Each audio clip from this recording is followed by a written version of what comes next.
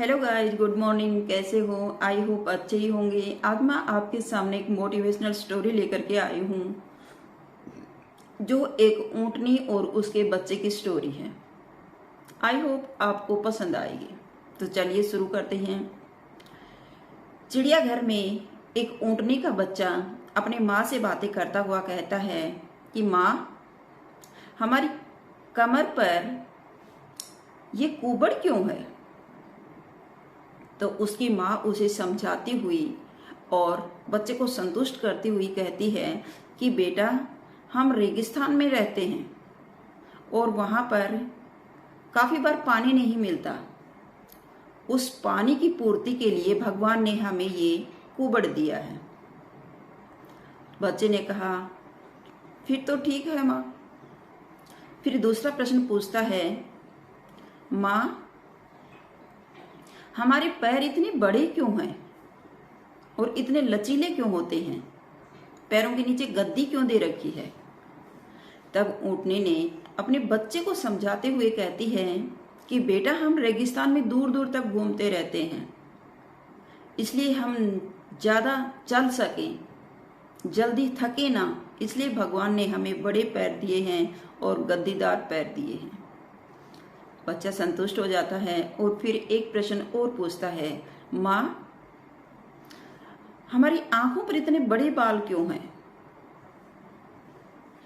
तो उसकी माँ अपने छोटे बच्चे को संतुष्ट करती हुई कहती है कि बेटा, हम रेगिस्तान में रहते हैं और वहाँ पर बहुत ज़्यादा आंधी चलती रहती हैं और हमारी आंखों में रेत न पड़ सके, इसको हम अच्छे से बंद कर सकें, इसलिए हमारी आंख पर भगवान ने इतने गहरे बाल दिए हैं। तो बच्चा कहता है कि ठीक है माँ। फिर वो अपनी माँ से एक प्रश्न और करता है, जिसका उसकी माँ के पास कोई जवाब नहीं होता। ऊँटनी का बच्चा अपनी माँ से कहता है, फिर माँ, हम रेगिस्तान के लिए बने हैं, तो चिड़ियाघर में हमारा क्या काम है? माँ उस मासूम बच्चे का मुंह ताकती रह जाती है, लेकिन उसके पास अपने बच्चे को समझाने के लिए कोई जवाब नहीं होता, क्योंकि वो चिड़ियाघर में बंद थे। तो इस कहानी से हमें शिक्षा मिलती है कि जहाँ के लिए हम बने हैं, वहीं पर रह करके हम अपना लक्ष्य बना सकते हैं। सही स्थान पर, सही जगह पर, सही समय पर और सही लोगों के साथ रहकर ही हम अपना लक्ष्य ढूंढ सकते हैं। व्यर्थ के लोगों के साथ और अपना समय बर्बाद करके कभी भी हम अपने लक्ष्य तक नहीं पहुंच पाते, क्योंकि ऊंट हमेशा रेगिस्तान के लिए ही बना है। तो चिड़ियाघर में उसका कोई स्थान नहीं है, वहाँ उसका कोई काम नहीं होता। वो सिर्फ रेगिस्तान में रहकर ही अपने लक्ष्य तक पहुंच सकता है, अपनी मेहनत कर सकता है। तो इस प्रकार इस कहानी से हमें शिक्षा मिलती है कि व्यक्ति को वहीं रहना चाहिए जहां उसकी ज़रूरत होती है। हमेशा अच्छे लोगों में ही उसे बैठना चाहिए, अच्छे लोगों के संग ही उसे रहना चाहिए। तो हमें सही समय पर, सही स्थान पर और सही लोगों के बीच अगर नहीं रहेंगे तो हम अपना लक्ष्य कभी नहीं पा सकेंगे। अगर व्यर्थ के लोगों के बीच घूमते रहेंगे तो सिर्फ हम अपना समय व्यर्थ कर रहे हैं, बेकार कर रहे हैं, समय गंवा रहे हैं, बाकी कुछ भी हाथ नहीं लगना और हम अपने जिंदगी में एक दिन हार मानकर बैठ जाएंगे। तो चलिए शुरू करते हैं। एक बहुत ईमानदार व्यक्ति था। उसके जीवन में हर समय कुछ ना कुछ समस्या आ ही जाती थी। वह अपनी जिंदगी से बहुत परेशान रहता था कि सोचता था, मैं इतना ईमानदार हूं और स्वाभिमानी हूं और ईश्वर पर इतना भरोसा रखता हूं, फिर भी मेरी जिंदगी में कुछ न कुछ समस्याएं आ ही जाती हैं। वह सोचते सोचते वह ऑफिस पहुंच जाता है और ऑफिस में उसका अपने डायरेक्टर से झगड़ा हो जाता है और वह बहुत गुस्से में अपने घर आता है और रास्ते में सोचता है कि मैं अपने ईश्वर पर इतना भरोसा करता हूँ, मैं किसी के साथ गलत नहीं करता, फिर भी हमेशा मेरे साथ ही बुरा क्यों होता है? और वह बहुत गुस्से में होता है और शाम को अपने घर में पूजा पाठ में लग जाता है और ईश्वर से शिकायत करता है कि हे भगवान, मैं आप पर इतना विश्वास करता हूँ और आपकी इतनी पूजा पाठ करता हूँ, आज तो आपको दर्शन देना ही पड़ेगा। मैं आपके दर्शन का इंतजार कर रहा हूँ, जब तक आप दर्शन नहीं दोगे मैं यहाँ से उठने वाला नहीं। तो उसे ईश्वर दर्शन देते हैं कि आज मेरा भक्त परेशान है।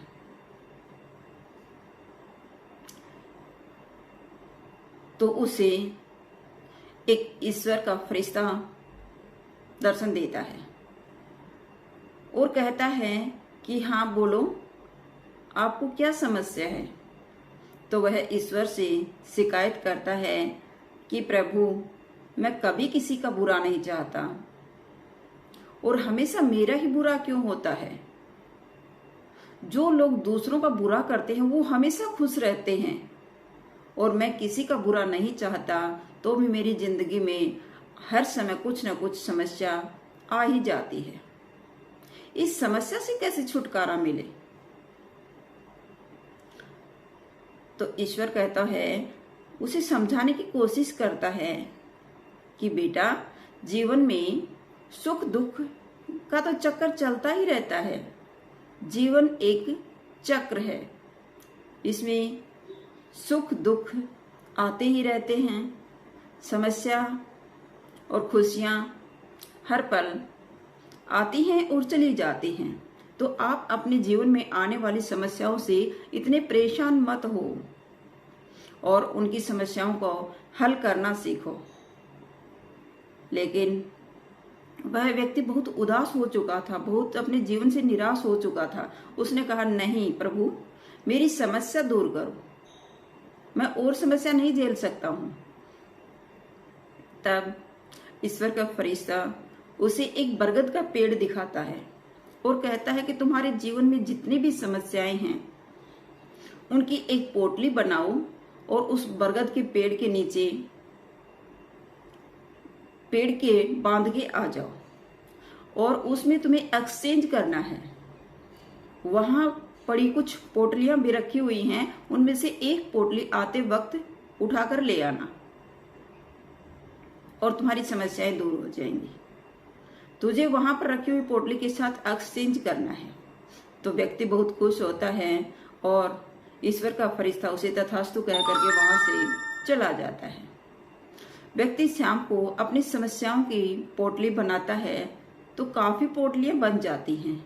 तो वह उस बरगद के पेड़ के नीचे बांधने चला जाता है और जब बांध करके वापस आता है तो उसे याद आता है कि यहाँ से मुझे एक पोटली एक्सचेंज करनी है। तो वहां बंधी हुई छोटी से छोटी पोटली को वो खोलने की कोशिश करता है, लेकिन फिर वो डर जाता है और अंदर से कांप जाता है। वह सोचता है कि यहाँ बरगद के पेड़ के जो पोटली बंधी हुई है वो हर व्यक्ति की कोई ना कोई समस्या है और अगर मैंने इसमें से कोई भी एक पोटली खोली और उसमें मेरी समस्याओं से बड़ी समस्या तो नहीं मिल जाएगी। और वह डर जाता है और ईश्वर से धन्यवाद करता है कि प्रभु, मुझे दूसरों के पोटली समस्याएं नहीं चाहिए। मुझे नहीं पता मैंने जो अपनी समस्या यहाँ बांधी है उससे बड़ी कोई समस्या मेरे हाथ लग जाए। कहीं मैं ये दूसरी पोटली एक्सचेंज करूं, उसमें और बड़ी समस्या आ जाए। इसलिए मैं अपनी समस्याओं से ही संतुष्ट हूं और इन समस्याओं का हल मैं स्वयं ढूंढ लूंगा। मुझे कोई पोटली एक्सचेंज नहीं करनी है। मुझे इससे शिक्षा मिल गई है कि अपनी समस्याओं का समाधान हमें स्वयं ही ढूंढ लेना चाहिए। जीवन में समस्याएं तो आती रहती हैं, सुख दुख तो आते ही रहते हैं, लेकिन उनसे हमें निपटना कैसे है ये सब हमें सीखना पड़ेगा। तो अब प्रभु, मैं कोई भी पोटली एक्सचेंज नहीं करना चाहता। अपनी समस्याओं को लेकर मैं वापस जा रहा हूं और अपनी समस्याओं का हल भी मैं स्वयं ही ढूंढ लूंगा। ईश्वर उसे फिर दर्शन देते हैं और कहते हैं कि बेटा, मैं यही समझाना चाहता था कि अपनी समस्याओं का हल तो स्वयं को ही ढूंढना पड़ेगा। जीवन में हर समस्या में आपको खुश रहना पड़ेगा। सुख दुख तो जीवन चक्र है, ये तो चलता ही रहता है जीवन में। तो इनसे घबराने की जरूरत नहीं है। आपको हर समय खुश रहना सीखना पड़ेगा। समस्याएं कितनी भी बड़ी क्यों न हो, हर समस्या का समाधान व्यक्ति निकाल सकता है। तो इस कहानी से हमें शिक्षा मिलती है कि जीवन में आने वाली कठिनाइयों से, समस्याओं से हमें घबराना नहीं चाहिए, बल्कि हमें उससे अच्छे से निपटने का प्रयास करना चाहिए। और अगर हम कोशिश करते हैं तो हर समस्या का समाधान संभव है। इसलिए हम उन समस्याओं से आराम से, खुशी खुशी से उनसे बाहर निकल सकते हैं और अपने जीवन को सफल बना सकते हैं। एक गांव में एक व्यक्ति बहुत गरीब था।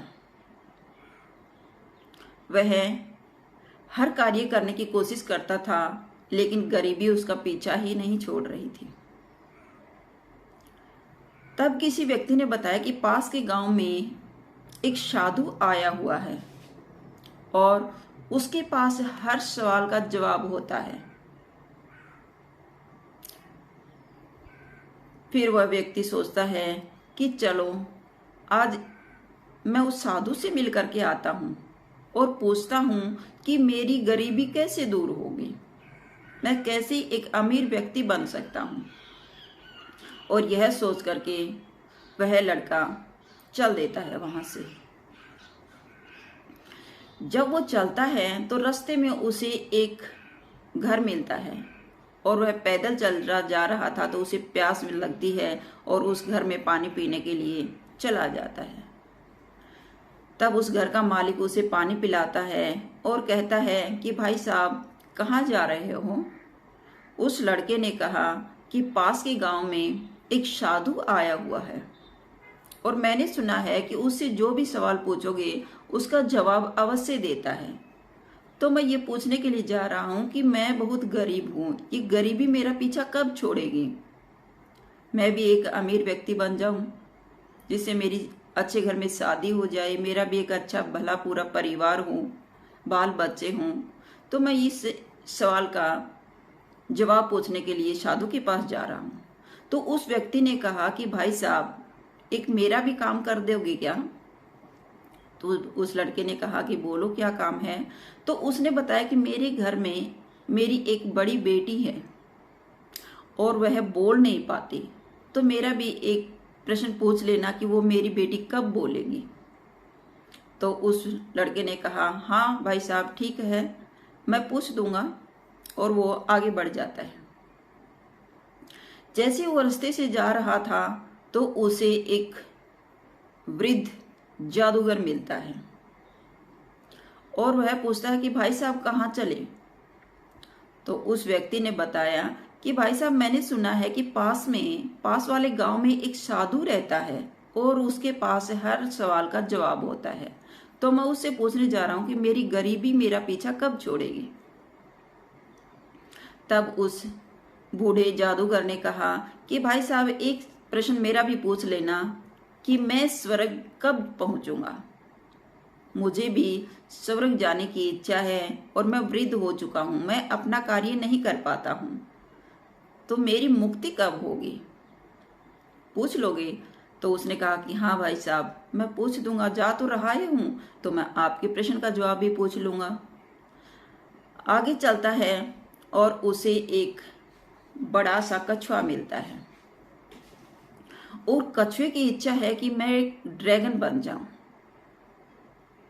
और उस व्यक्ति से कहता है कि भाई साहब कहाँ जा रहे हो। उस व्यक्ति ने कहा कि भाई साहब पास के गांव में एक साधु आया हुआ है और उसके पास हर सवाल का जवाब है, तो मैं भी पूछने जा रहा हूं, मेरा भी एक सवाल है। तब कछुआ कहता है कि भाई साहब जा तो रहे ही हो, आप मेरा भी एक प्रश्न पूछ करके आना कि मैं ड्रैगन कब बनूंगा। तो व्यक्ति आगे बढ़ जाता है और साधु के आश्रम में पहुंच जाता है। जैसे ही व्यक्ति साधु के पास जाता है तो साधु कहता है कि मैं सिर्फ 3 प्रश्नों के जवाब देता हूं, आप मुझसे कोई भी 3 प्रश्न पूछ सकते हो। लेकिन उस व्यक्ति के पास प्रश्न 4 थे। अपने बारे में पूछना था, गूंगी बहरी लड़की के बारे में पूछना था और एक वृद्ध जादूगर था उसके बारे में पूछना था और एक कछुए का प्रश्न था। तो व्यक्ति सोचता है कि मेरे पास तो 4 प्रश्न हैं और साधु कह रहे हैं मैं तो 3 प्रश्नों का ही जवाब देता हूं। तो उस व्यक्ति ने सोचा कि मैं गरीब हूं, मेरा तो प्रश्न बहुत छोटा है, मैं मेहनत करूंगा तो अमीर बन जाऊंगा। चलो मैं उस लड़की के बारे में पूछ लेता हूँ, वो कब बोलेगी। जाते वक्त वो व्यक्ति फिर से पूछेगा। तो साधु से पूछता है कि बाबा, मैंने आते वक्त रास्ते में एक व्यक्ति मिला, उसके घर में मैंने पानी पिया और वह कह रहा था कि मेरी बेटी गूंगी बहरी है, वो कब बोलेगी। तो साधु ने कहा कि जब उसका जीवन साथी मिल जाएगा तो वो लड़की बोल जाएगी। बोले ठीक है। फिर पूछता है कि बाबा अगला प्रश्न है, एक मुझे रास्ते में वृद्ध जादूगर मिला था और उसकी इच्छा थी कि मैं स्वर्ग कब जाऊंगा, मेरी मुक्ति कैसे हो। तो साधु ने बताया कि वो वृद्ध जादूगर जब जादू की छड़ी किसी दूसरे व्यक्ति को दे देगा तो वो स्वर्ग पहुंच जाएगा। व्यक्ति ने कहा ठीक है बाबा, मेरा तीसरा प्रश्न है, मुझे रास्ते में एक कछुआ मिला था और उसकी इच्छा थी कि मैं ड्रैगन बनूं, वो कब बनेगा। साधु ने बताया कि वो जब अपना कवच छोड़ देगा तो वो एक ड्रैगन का रूप ले लेगा। और उस व्यक्ति के तीनों प्रश्न पूरे होते हैं और उसका जवाब मिल जाता है। लेकिन व्यक्ति अपने बारे में जो प्रश्न पूछना था वो नहीं पूछ पाता, क्योंकि प्रश्न 3 पूछने थे, व्यक्ति के पास 4 थे, तो 3 का ही जवाब देने के लिए साधु ने कहा। तो उस व्यक्ति ने कहा कोई बात नहीं, मेरे प्रश्न का जवाब फिर मिल जाएगा, लेकिन मैं रास्ते में जाते वक्त उन तीनों का काम तो कर दूंगा। तो जाते वक्त चल देता है और रास्ते में कछुआ मिलता है। उस व्यक्ति का इंतजार कर रहा होता है और पूछता है कि भाई साहब, मेरे सवाल का जवाब मिला। व्यक्ति कहता है कि हाँ भाई साहब मिला। साधु ने बताया कि जब आप कवच छोड़ दोगे तो आप ड्रैगन बन जाओगे।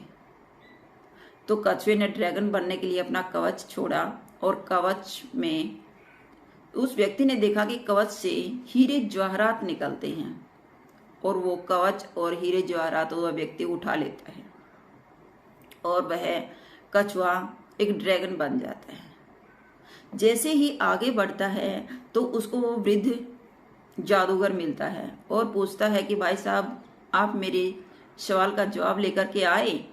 वो कहता है कि हाँ, मैं जवाब लाया हूँ। साधु ने बताया है कि जब आप जादू की छड़ी किसी व्यक्ति को दे दोगे तो आप स्वर्ग पहुंच जाओगे। तो वह छड़ी जादूगर उस व्यक्ति को दे देता है, तो उसके पास हीरे जवाहरात हो जाते हैं और जादू की छड़ी हो जाती है।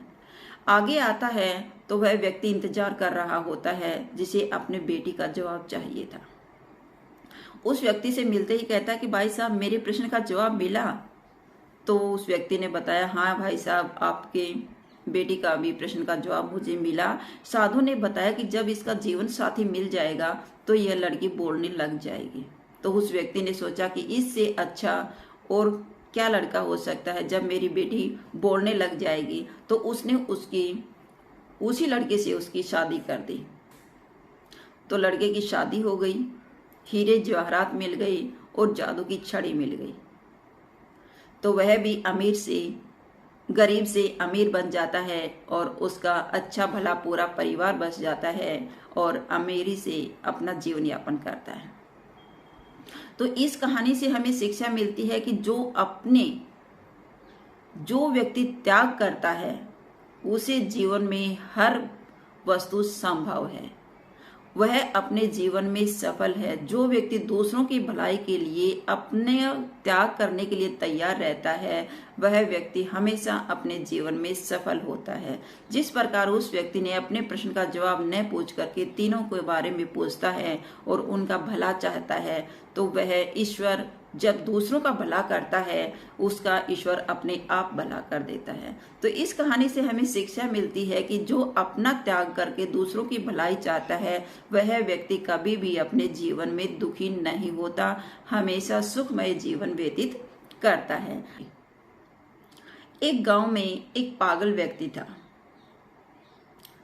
वह हर कार्य के इतना पीछे पड़ जाता था कि वह अपना कार्य करके ही दम लेता था। तो जब वो नाचने लगता था तो इतना नाचता था कि बारिश हो जाती थी। लोग उसको पागल कहते थे। तो जब भी गांव वालों को बारिश की जरूरत होती तो उस पागल से नाचने के लिए कहते और पागल नाचने लग जाता और गांव में अच्छी बारिश हो जाती।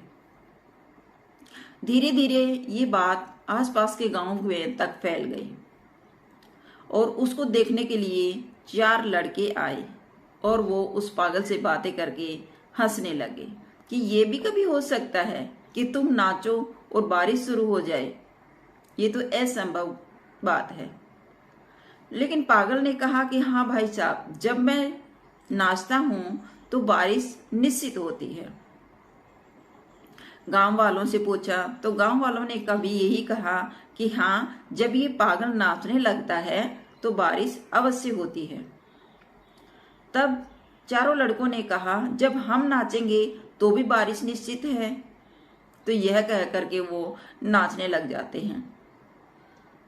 लेकिन नाचते नाचते वो चारों थक जाते हैं और अंत में बैठ जाते हैं और हार मान लेते हैं कि नहीं, हमारे डांस करने से कोई बारिश नहीं होने वाली है। तब वह उस पागल को नाचने के लिए कहते हैं कि जब हमारे नाचने से बारिश नहीं हुई तो तुम्हारे नाचने से बारिश कैसे होगी। और उससे कहते हैं कि चलो तुम हमें बारिश करके दिखाओ। तो पागल नाचने लगता है और वह अपने नृत्य में इतना खो जाता है, इतना मस्त हो जाता है कि जब तक बारिश नहीं होती वो नाचता ही रहता है। तो उसे नाचते हुए 2-2.5 घंटे हो जाते हैं, तब घनघोर बारिश शुरू हो जाती है और अच्छी वर्षा होती है। यह देख करके चारों लड़के हैरान हो जाते हैं और कहते हैं कि हमें तो ये सब असंभव सा लग रहा था, लेकिन वास्तव में तुम नाचते हो तो बारिश अवश्य होती है। तब उस चारों लड़के उस पागल से पूछते हैं कि कैसे बारिश होती है।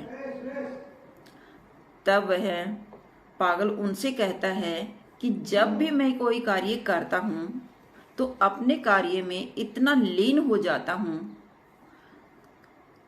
कि उसे कंप्लीट करके ही छोड़ता हूं, इसलिए मुझे लोग पागल कहते हैं। लोगों का मानना है कि जब भी हम कोई कार्य करते हैं तो लोग इतना इंतजार नहीं करते कि वो कार्य पूर्ण हो जाए, परंतु जब भी मैं कोई कार्य करने लगता हूं तो उस कार्य में इतना लीन हो जाता हूं और इतना मस्त हो जाता हूं कि जब तक मेरा कार्य कंप्लीट नहीं होता, मैं अपने लक्ष्य को नहीं पा लेता, तब तक मैं चुप नहीं बैठता हूं। इस कारण से मेरे नाचने से बारिश होती है। मुझे पक्का विश्वास होता है कि जो कार्य मैं करूंगा वह होना निश्चित है। तो जब भी मैं नाचता हूं तो मुझे ये लगता है कि मेरे नाचने से बारिश अवश्य होगी। मैं हर कार्य पूरा आत्मविश्वास के साथ करता हूं और जब तक कार्य मेरा पूरा नहीं होता, मैं अपने लक्ष्य को नहीं पा लेता, तब तक उस लक्ष्य के पीछे मैं पागल की तरह काम करता हूं। इसलिए लोग मुझे पागल कहते हैं। तो इस कहानी से हमें शिक्षा मिलती है कि जो लोग पूरी मेहनत और लगन के साथ और पूरे आत्मविश्वास के साथ अपने लक्ष्य के पीछे पड़ जाते हैं, वो अपना लक्ष्य अवश्य पूर्ण कर लेते हैं, अपना लक्ष्य अवश्य पा लेते हैं। और ऐसे ही व्यक्ति जो पागल होकर के अपने कार्य के पीछे पड़ते हैं, वही अपने जीवन में सफल होते हैं। तो आई होप आपको मेरी स्टोरी अच्छी लगी होगी। अगर आपको मेरी वीडियो पसंद आई हो तो प्लीज़ लाइक कीजिए, शेयर कीजिए और सब्सक्राइब करना न भूलें। फिर मिलते हैं नेक्स्ट वीडियो में। Bye bye.